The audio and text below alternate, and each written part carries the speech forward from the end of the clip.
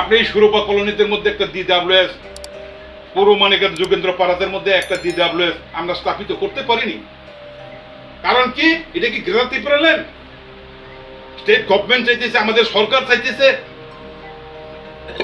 অতুল জল ধারার মাধ্যমে প্রত্যেকটি পরিবারকে জল দেওয়ার জন্য, বিদ্যুৎ যেখানে নেই বিদ্যুৎ দেওয়ার জন্য, রাস্তা যেখানে নেই রাস্তা করার জন্য। আর তারা এটা প্রতিবাদ করছে। প্রতিবাদ করো, আপনাদের গ্যারান্টি প্রাণ দাবি করো। জনসাধারণকে আপনাদেরকে ভালোবাসছে, আপনাদেরকে চয়েস করছে, ভোট দিচ্ছে, আপনারা MLA জিতছে, MD জিতছে। এখন কেন আনিয়ে দিতে পারে না? তাল তোমার রিফেমিয়া 10 বছর ওকলাও কলাই যাক, আমরা 10 বছর পিছনে হয়ে গেছে। কিছু অতুত ড্রাইভার এখানে আজকে জয়েন করছে, আমি দেখছি। তারা ইনস্টলমেন্টে আনছে অতু,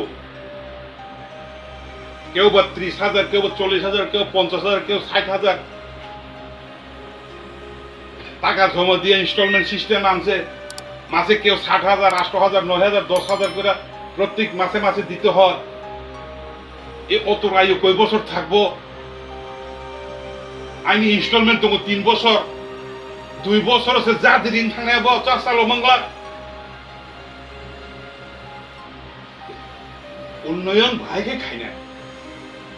আপনারা চান রাস্তা, আপনারা চান জল, বুট বাক্সার মধ্যে খালি।